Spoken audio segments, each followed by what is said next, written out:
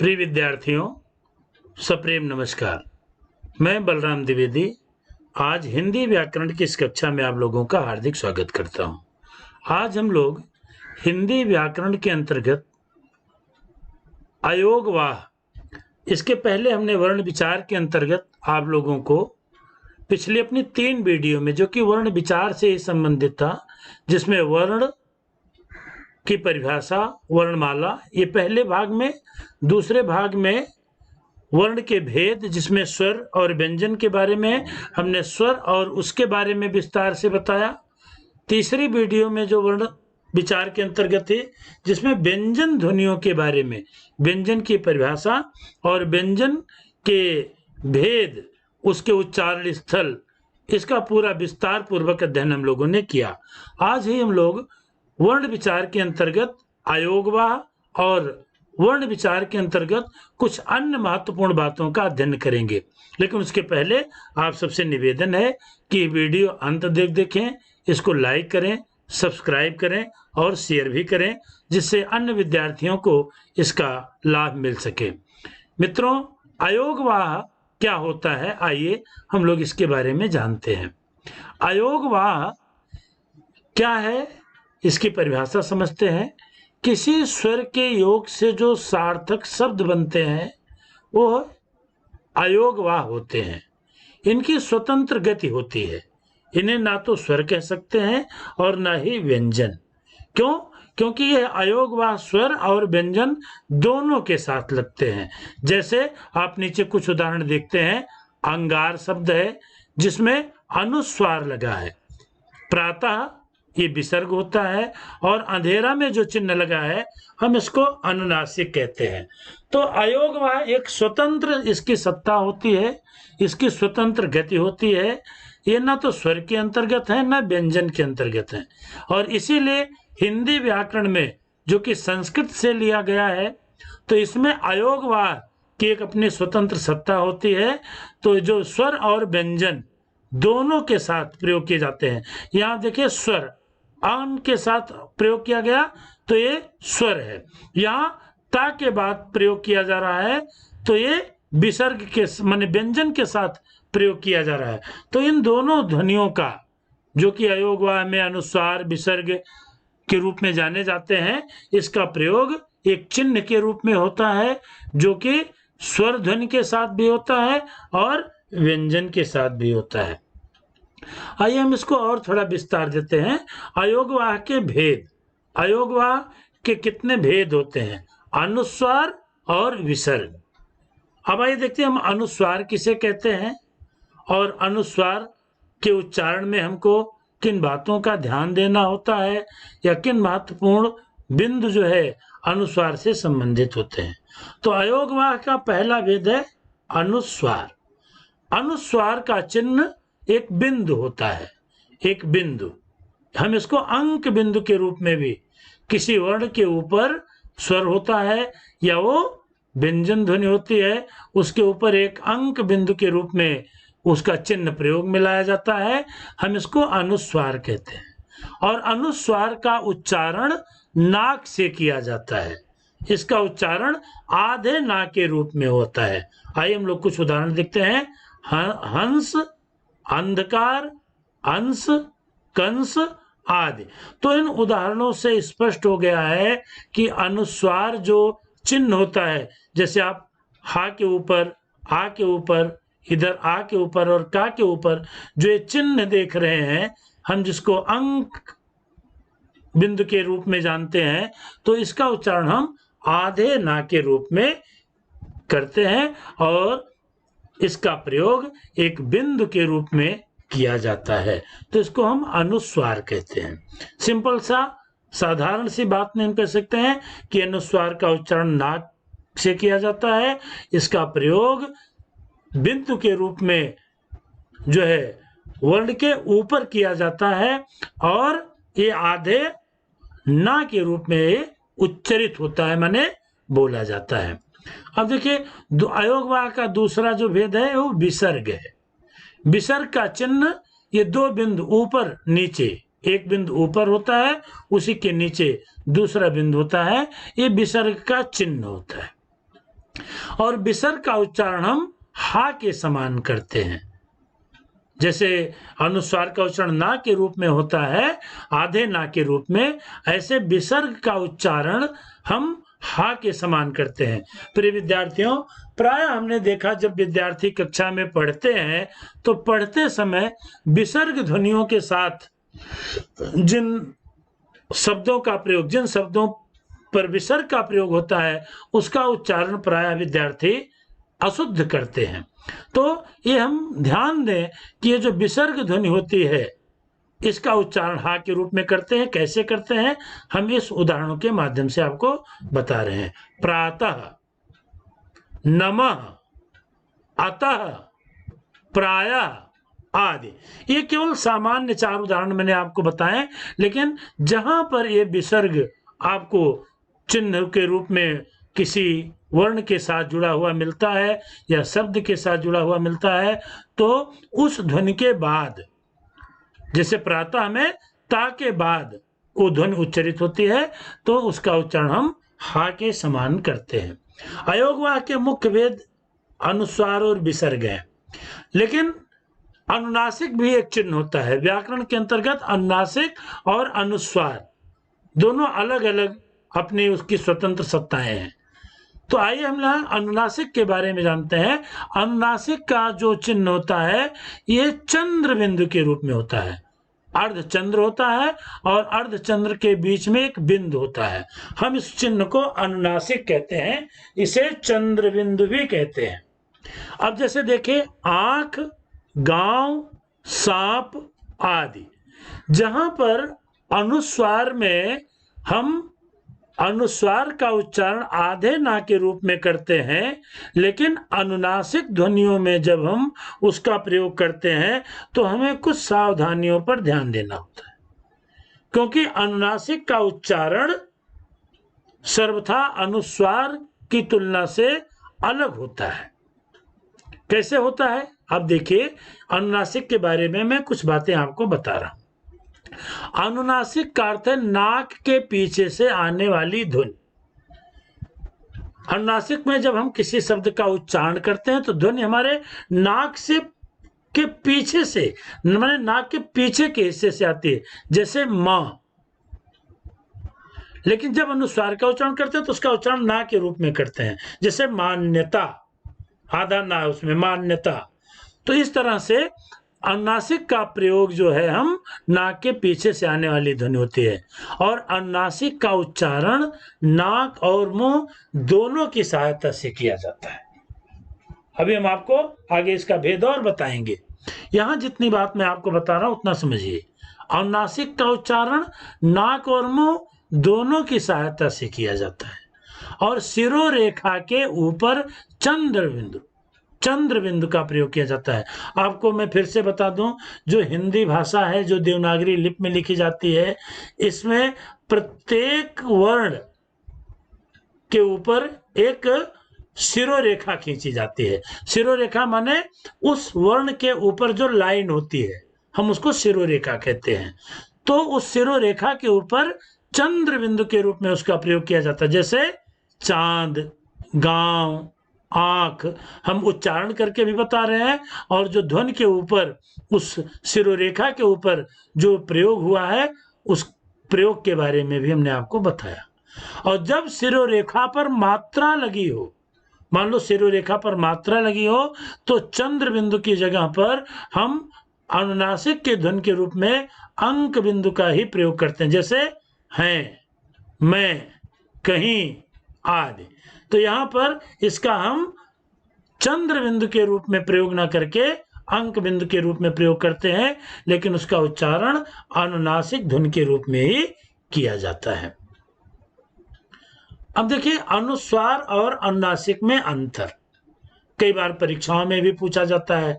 तो अभी हमने बताया, दोनों को अलग अलग रूप में बताया, यह हम दोनों के अंतर आपको समझाने का प्रयास कर रहे हैं। आइए हम इसको मिल करके समझते हैं कि अनुस्वार और अनुनासिक में क्या अंतर है। सबसे पहले भी हमने बताया कि अनुस्वार और अनुनासिक के उच्चारण में भिन्नता है, माने पृथक हैं, दोनों की अलग सत्ता है। दोनों अलग इकाई है, अनुस्वार और अनुनासिक, तो दोनों के उच्चारण में विभिन्नता है। अनुस्वार के उच्चारण में वायु नाक से निकलती है, जबकि अनुनासिक के उच्चारण के समय वायु नाक और मुंह दोनों से निकलती है। तो पहला यही महत्वपूर्ण भेद है कि अनुस्वार नाक से निकलने वाली ध्वनि है, जबकि अनुनासिक के उच्चारण में हमारे जो वायु निकलती है वो नाक और मुंह दोनों से निकलती है। अब यहां देखिए, जैसे हंस और हंसना।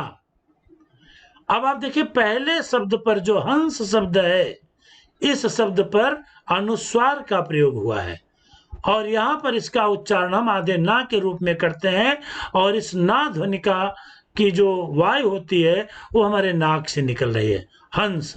लेकिन दूसरा शब्द देखिए, हंसना। हंसना माने हा के ऊपर जो अनुनासिक चिन्ह लगा हुआ है, इसके उच्चारण में हवा जो है हमारे नाक और मुंह दोनों से निकलती है। जैसे हंस, अंश, कंस आदि का उच्चारण करते समय वायु नाक से निकलती है, क्योंकि ये प्रत्येक ध्वनियां जो है हंस, अंश और कंस में जो अनुस्वार ध्वनि है, इसलिए हम इसको नाक से इसका हम उच्चारण कर रहे हैं। जबकि आंख, पांव, हंसना आदि का उच्चारण करते समय वायु नाक और मुख दोनों से निकल रही है। तो प्रिय विद्यार्थियों, दोनों का अंतर स्पष्ट है कि अनुस्वार का उच्चारण हम केवल नाक से करते हैं, जबकि अनुनासिक ध्वनियों का उच्चारण हम नाक और मुंह दोनों से करते हैं। और इसके अलावा ये जो कुछ सामान्य उदाहरण हमने बताया आपको, इसके अलावा बहुत सारे उदाहरण, बहुत सारे शब्द हैं जिस पर अलग अलग रूप में अनुस्वार और अनुनासिक ध्वनियों का प्रयोग किया जाता है। उसका उच्चारण हम स्वतः करके अपने इस अभ्यास को और अच्छे से समझ सकते हैं। अब हिंदी में जो हमने आपको वर्ण विचार बताया, इसमें एक बहुत महत्वपूर्ण प्रश्न है, एक बहुत महत्वपूर्ण उपशीर्षक है, रा वर्ण के विविध रूप। हिंदी वर्णमाला में रा एक ऐसी ध्वनि है, रा वर्ण एक ऐसा वर्ण है जो कि अलग अलग रूपों में प्रयुक्त किया जाता है, जबकि उसका उच्चारण रा के रूप में ही होता है। यहाँ पर विशेष रूप से हम आपको बता रहे हैं, जब स्वर रा वर्ण के जो विविध रूप हैं उसके कौन कौन से नियम हैं, जो नियम है उस नियम का हम उल्लेख करते हुए और उसके साथ रा का कौन सा रूप प्रयुक्त होता है हम आपको बता रहे हैं। जब स्वर सहित रा के बाद स्वर रहित, फिर से सुनिए, जब स्वर रहित रा के बाद स्वर सहित व्यंजन हो तो रा उस व्यंजन के ऊपर रेफ, रफार के रूप में लिखा जाता है। अब देखिए, पहले स्वर रहित और स्वर सहित समझ लीजिए। स्वर रहित और स्वर सहित, स्वर और व्यंजन हमने आपको बताया। स्वर का मतलब आवाज नहीं है, वहां स्वर जो मात्राएं हैं। आप देखिए, यहाँ पर जब हम किसी शब्द पर, किसी वर्ण पर रा शब्द का उच्चारण करते हैं, तो अगर उस रा का उच्चारण पर माने रा व्यंजन के रूप में है, माने उस पर किसी स्वर की मात्रा नहीं है, तो हम उसे स्वर रहित रा के नाम से जानते हैं। और उसके बाद स्वर सहित व्यंजन हो। स्वर सहित व्यंजन का मतलब होता है कि ऐसा स्वर हो जिस पर कोई ऐसा व्यंजन हो जिस पर किसी स्वर की मात्रा हो, तो रा उस व्यंजन के ऊपर, उस व्यंजन माने जिस व्यंजन पर जो व्यंजन स्वर सहित होता है उसके ऊपर वो रफार के रूप में माने रेफ के रूप में प्रयुक्त होता है। उदाहरण देख लीजिए, रा व, इसके ऊपर जब रा और वा मिलकर के बनता है तो रा का प्रयोग उस स्वर सहित व्यंजन के ऊपर आ जाता है। जैसे पर्व, तो पा और रा और वा ये तीनों ध्वनियां हैं, लेकिन पा और वा इस पर ये दोनों स्वर सहित व्यंजन है, और वा के पहले जब रा का उच्चारण हो रहा है और रा स्वर रहित है तो वा के ऊपर इसका उच्चारण हो जाता है। और यह उस ध्वनि, जिस व्यंजन पर रेप के रूप में ये र का चिन्ह लगता है उस ध्वनि के पहले उच्चरित होता है, जैसे पर्व, गर्व, इसी तरह से तर्क, कर्म, धर्म। तो फिर से समझ लीजिए, देखिए ये स्वर रहित रा है, इसमें किसी स्वर की मात्रा नहीं है, जबकि इसके बाद आने वाले जो स्वर सहित व्यंजन ध्वनियां हैं ये रा का चिन्ह इस स्वर सहित व्यंजन ध्वनियों के ऊपर लग जाता है और उसका उच्चारण उस ध्वनि के पहले होता है। पुनः देखिए, पर्व, गर्व, तर्क, कर्म, धर्म। आइए हम इसका दूसरा नियम देखते हैं।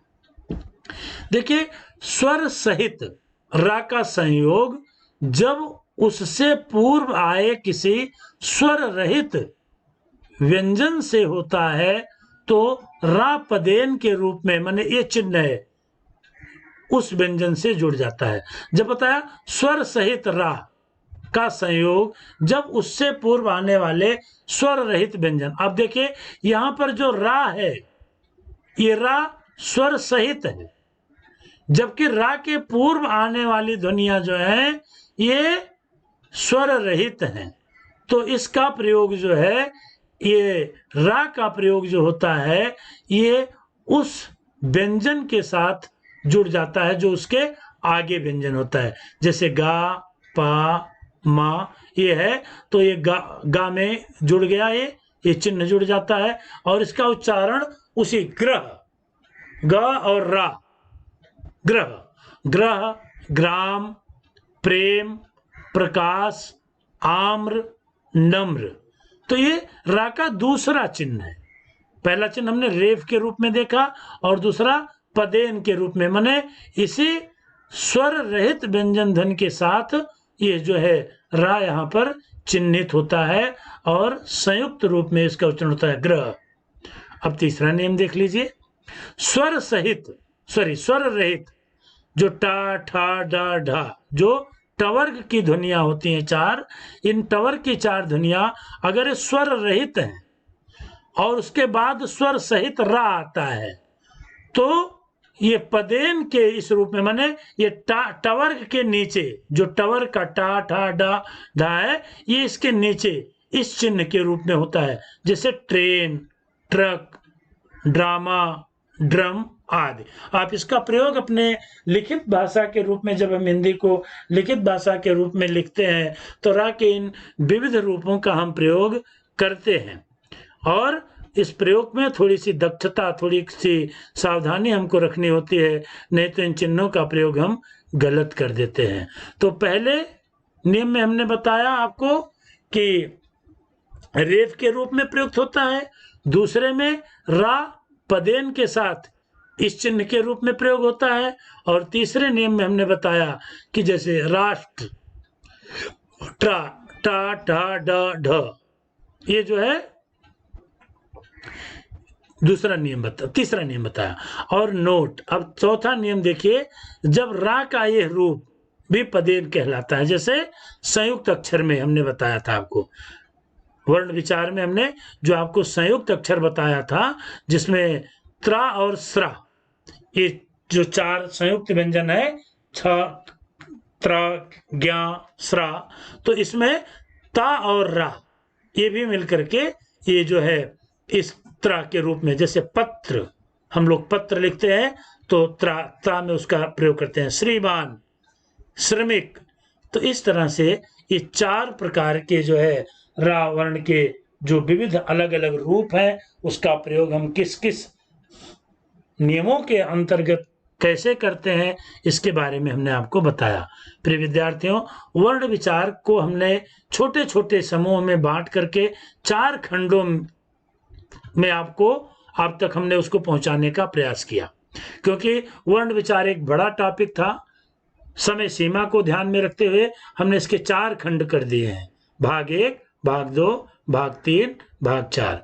इस प्रकार से जो छठी, 7वीं, 8वीं, 9वीं कक्षा के विद्यार्थियों के स्तर को ध्यान में रखते हुए इसको 4 वर्गों में विभाजित करके हमने आप तक पहुंचाने का प्रयास किया। आशा करता हूं कि आप इससे अवश्य इसका ज्ञान अर्जन करेंगे, इससे लाभान्वित होंगे। और आप सबका मैं बहुत बहुत धन्यवाद करता हूं। और अगली वीडियो में हम लोग जो है मिलेंगे। तब तक के लिए आप सबको बहुत बहुत धन्यवाद।